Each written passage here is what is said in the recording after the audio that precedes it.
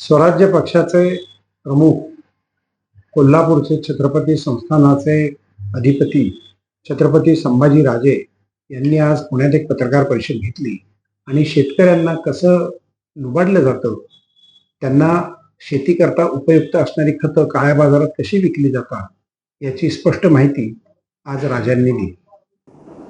आणि त्यांना सुद्धा युरिया मिळत नव्हता. मग पॅरलली युरियाच्या बदली दुसरं काय घ्यायचं म्हणून त्यांनी ते घेतलं आणि यंत्रणा, स्वतःची यंत्रणा वापरून किंवा माझं नाव वापरून म्हणा त्यांनी मिळवला. पण त्यावेळी माझ्या लक्षात आलं की ही वेदना मला होऊ शकते. मग सामान्य शेतकऱ्यांना आपल्या बळीराजाला किती वेदनातनं जावं लागत असेल.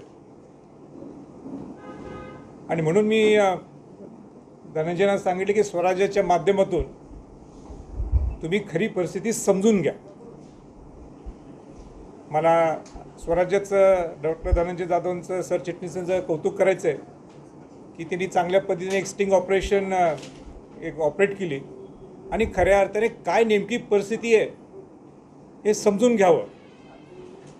आणि त्यांनी आपल्या व्हिडिओ फुटेजमध्ये हे नुसते तुम्हाला एक झलक दाखवलेली आहे. असे एक 8-9 व्हिडिओज आहेत ज्याच्यातनं आपल्याला खरंच समजते की शेतकऱ्यांना कसं फसवलं जातं, हे मोठं रॅकेट कसं निर्माण झालेलं आहे. म्हणजे शेतकरी तर मुळात इतका व्यथित आहे, एवढा त्रासलेला आहे. ते GSTच्या माध्यमातून असेल, म्हणजे मी माझ्या तर लोकसभेच्या भाषणात GSTच्या बद्दल शेतकऱ्यांना एवढा त्रास GSTचा आहे. म्हणजे 8%, 5% तुम्ही युरियावर घ्यायचं, 12% त्या सगळ्या इतर खतांच्यावर घ्यायचं, 18% कीटकनाशकावर घ्यायचं. आणि या बिचाऱ्या शेतकऱ्यांना, एकही शेतकऱ्यांना मी प्रश्न विचारला, तुम्हाला GST माहीत आहे का? त्यांना काही माहीत नाही GST, पण टॅक्स भरतो एवढंच माहीत आहे. म्हणजे हे सगळे हा त्रासलेला विषय हा GSTचा असताना या युरिया खरेदीच्या बाबतीत जे निदर्शनात आलेलं आहे हे फार भयानक गोष्ट निर्माण झालेली आहे. म्हणजे 266 रुपयेचं पोतं आज तुम्हाला 800 रुपयाला विकलं जातं. धनंजय जाधवांनी, स्वराज्यांनी आयुक्तांना भेट घेतली, कृषी आयुक्तांना भेट घेतली. कृषी आयुक्त म्हटले लगेच 2 दिवसात कारवाई करू. कारवाई तर झाली नाहीच. पण वाईट ही आहे की जे महाराष्ट्राला परवडत सुद्धा नाही, शेतकऱ्यांना सुद्धा परवडू शकत नाही की कृषी आयुक्त नेहमी आपल्या खुर्चीवर बसायला पाहिजे आणि कारवाई करायला पाहिजे जे ह्या गोष्टी चुकतात. त्याच्यासाठीच कृषी आयुक्त नेमला असतो. दुर्दैवाने महाराष्ट्राकडे या मिनिटाला कृषी आयुक्तच नाही आहे. कृषी मंत्री ठीक आहे, तुम्ही आता लोकसभेच्या वेळी भरपूर फिरला, राजकारण हा एक लोकशाहीतला एक भाग आहे, पण आता रस्त्यावर येणं त्यांनी गरजेचं आहे. सगळ्यात जास्त ही जे फसवणूक जी सगळ्यात चालती ही मराठवाड्यामध्ये, प्रामुख्याने बीडमध्येच आहे, विदर्भात आहे. आता पश्चिम महाराष्ट्रात सुद्धा सुरुवात त्याची झालेली आहे. व्हॉट्सॲप ॲप सुरू केलं. व्हॉट्सॲप ॲप काय सुरू केला की शेतकऱ्यांनी आपल्या आपल्या तक्रारी जे काही असतील ते तुम्ही द्यावेत. आता शेतकरी कुठं वापरणार आहे व्हॉट्सअप ग्रुप, व्हॉट्सअप नंबर? आणि आतापर्यंत जर व्हॉट्सअप नंबर वापरला कारवाई किती झाली त्यांनी ते सांगावं.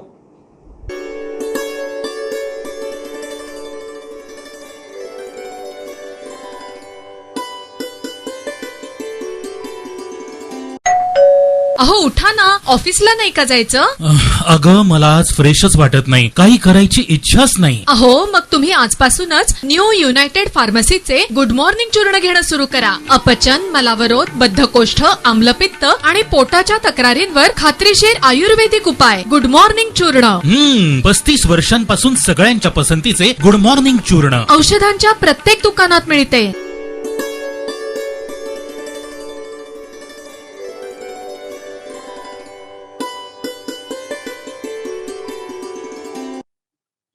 शिवाजी डोलताडे यांचं चित्रपटाला मार्गदर्शन असलेलं संघर्ष योद्धा हा मराठ्यांच्या वादळाचा नेतृत्व करणारं मनोज जरांगे यांच्या जीवनावरती लगेच चित्रपटही निर्माण केलेला आहे. आणि त्याचा ट्रेलर अंतरवाली सराटी येथे अतिशय वेगळ्या पद्धतीनं करण्यात आलं. जाणून घेऊयात संघर्ष योद्धा मनोज जरांगे पाटील चित्रपटाचा ट्रेलर. हा चित्रपट उद्या म्हणजे 14 तारखेला रिलीज होतो. त्यामध्ये मी जारंगे पाटलांच्या वडिलांची भूमिका केली. मुख्य सांगायचं म्हणजे जारंगे पाटलांची घरची परिस्थिती स्वतः बघितली आहे. पत्र्याचं घर आहे, जिथे अतिशय गर्दी आहे आणि सर्वसामान्य माणसापेक्षा खालच्या माणसाचं घर असतं ना, अशा प्रकारचं घर आहे त्यांचं. कुठल्याही प्रकारचं बडेजाव नाही त्यांचा. बोलण्यामध्ये अदब आहे. मुख्य म्हणजे कोणाशी बोलताना ते आदमीत बोलतात. आम्ही भेट घेतली त्यांची आणि त्यांना भेटून खूप आनंद आला. एकतर एक माणूस इतका संघर्ष करतो आहे की त्या माणसाची ही कथा आणि कथेमध्ये मला भूमिका मिळणं हे माझं भाग्य समजतो मी.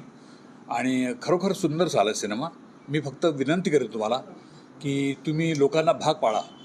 म्हणजे रिपोर्ट अशा पद्धतीने लिहा की जेणेकरून लोकांनी उत्सुकता वाढेल आणि चित्रपटगृहामध्ये जाऊन चित्रपट बघतील. संघर्ष योद्धा चित्रपटांना उद्यापासून रिलीज होतील चित्रपट.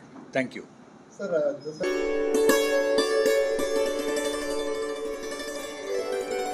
बांधकाम व्यावसायिक वेगळ्या प्रकारचं काम करतात. होय, वेगळ्या प्रकारचंच. म्हणजे खड्डा वगैरे करून ठेवतात. त्याला कुठलीही सीमा भिंत वगैरे नाही, आडोसा नाही. एक मुलगा सायकलीवरून जाताना त्यात पडला आणि त्याचा कपाळ मोक्षच झाला. परंतु तो जिवंत आहे आणि निश्चितच तो लवकर बरा होईल. पण नेमकं काय घडलं हे या चित्रफितीतून पहा. तुम्ही शिवणे शिंदे पुलावरती राहिला. मला सांगा, तुमचा मुलगा किती वर्षाचा, त्याचं काय नाव आहे? तो प्रथमेश कुसळकर त्याचं नाव आहे. तो 6.5 वर्षाचा मुलगा आहे. काय घडलं, सगळी घटना सांगायची? तो ते सायकल खेळत होता, सायकल चालवत होता. बरं. तर जाता वेळेस त्याच्याकडच्याला ती सायकल कंट्रोल नाही झाली. तो आहे तसंच खड्ड्यामध्ये गेला. बरं. तर ते खड्ड्यामध्ये गेला की त्याला सगळे ते खांदलेले सगळे दगडं वगैरे काय असेल ते सगळं त्याच्या नाकाला, तोंडाला, कपाळाला म्हणजे खूप लागलं त्याला. खड्डा कोणी करून ठेवला होता? तो खड्डा आता तो जो बिल्डर वगैरे असेल त्यांनीच तो खोदून ठेवलेला असणार आहे. साधारणतः त्याला 1 ते 1.5 महिना झालाय खोदून. त्याच्या साईडला काही सेफ्टीसाठी असं काही पत्रे वगैरे काही असं काहीच नाही. जेणेकरून पत्रे वगैरे असते तर तो खड्ड्यात गेला नसता. हो. आता तुमची काय मागणी आहे? माझी हीच मागणी आहे, जे अनधिकृत कामं होतात त्याच्यावर कुठेतरी निर्बंध लादले पाहिजेत आणि अशा घटना घडू नयेत. जसं की माझ्या मुलाच्या बाबतीत झालंय तसं बाकीचं कोणाच्या अशा ह्या बाबतीत घटना घडू नयेत अशा. कंप्लेंट वगैरे केली तुम्ही? हो, मी ऑनलाईन कंप्लेंट केलेली आहे. त्याची रीतसर माझी जबाब पण घेऊन गेले. मी आता रीतसर FIR नोंद करणार त्यावर.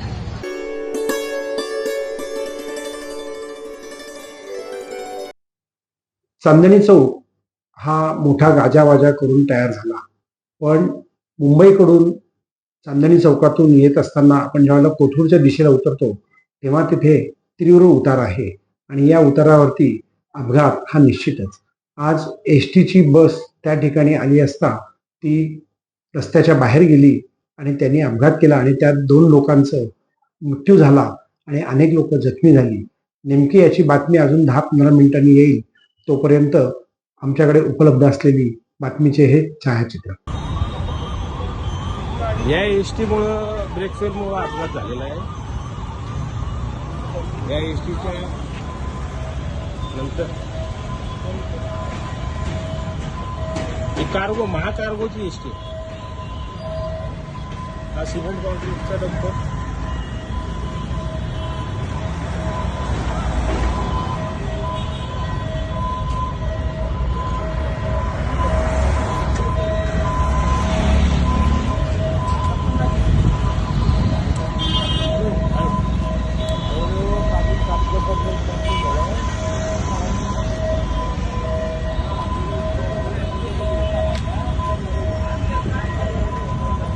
दुचाकी कोण होतं एसटीवर ड्रायव्हर?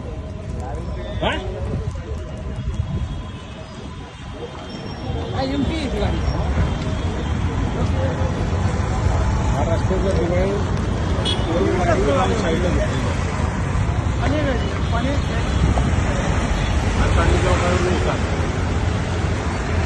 गाडी काढा, ही गाडी काढतात. त्यात काय किती किती 2 टू व्हीलर आहे.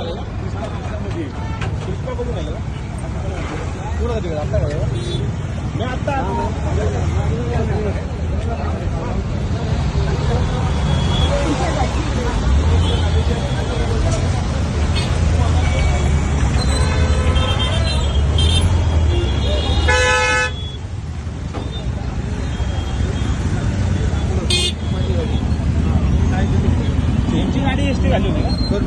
2 मिनिट माहिती घ्या.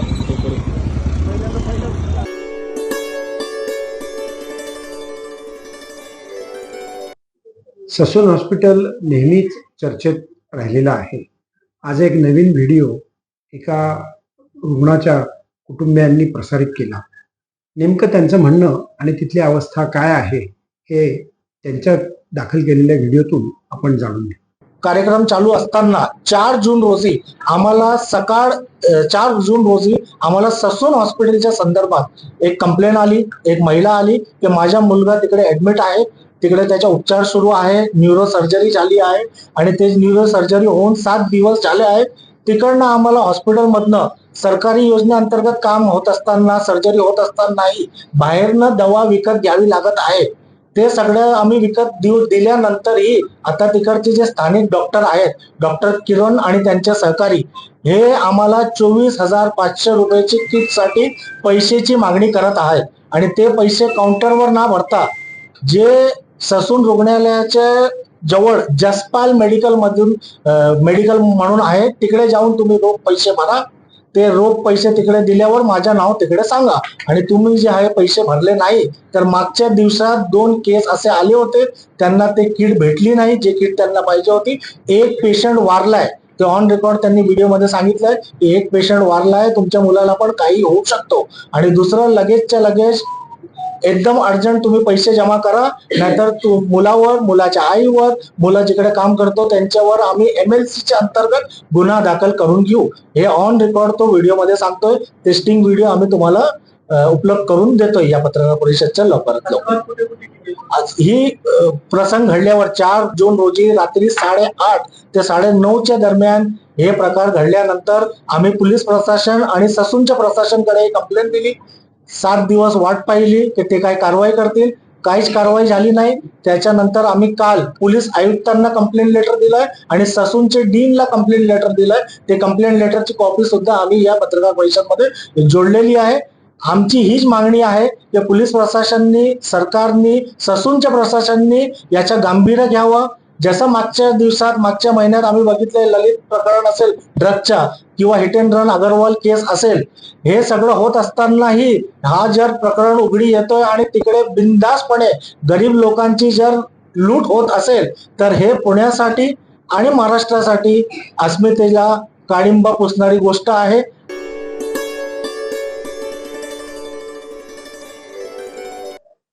पुण्याचे खासदार मुरलीधर मोहोळ यांनी आज नागरी उड्डाण खात्याचा राज्यमंत्रीपदाचा कार्यभार स्वीकारला. त्यावेळेला त्यांचं स्वागत त्या ठिकाणी प्रशासनाच्या वतीनं करण्यात आलं.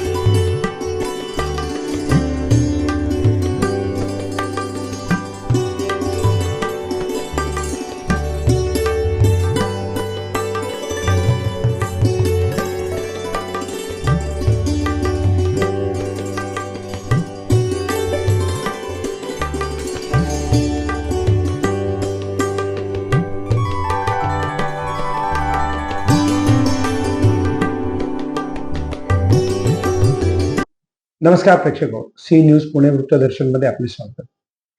पुणे शहर हे जिवंतपणी आपल्याला नरक यातना भोगायला लावतंय असं आता जाणवतं. गेले 5 वर्ष महानगरपालिकेमध्ये सत्ता कोणाची होती या वादात न जाता 5 वर्षांमध्ये जे त्या ठिकाणी नगरसेवक म्हणून काम करत होते त्यांनी पुणे शहराची काय व्यवस्था केली हा महत्वाचा मुद्दा आहे.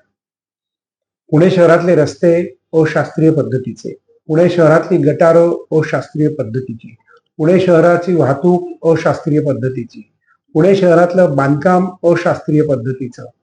नेमकं ह्याला आपण कसे सामोरे जाणार याकरता नागरिकांची एकजूट होऊन नागरिकांनी रस्त्यावर यावं का, तेही शक्य नाही, कारण प्रत्येकाला आपल्या रोजीरोटी करता कामावर जावं लागतं. पण हे असं आपण किती काळ सहन करणार आणि का सहन करायचं? पण एक त्याच्यामध्ये गोष्ट आता निश्चित होईल की आता विधानसभेच्या निवडणुका येतील, मग त्यानंतर पुणे महापालिकेची निवडणूक येईल आणि त्यानंतर निवडणुका होतील. ह्याला 1 वर्ष लागेल. तितका वेळ नागरिक तुम्ही थांबणार का? सहन करणार का? पाहत रहा सी न्यूज पुणे मुक्तदर्शन.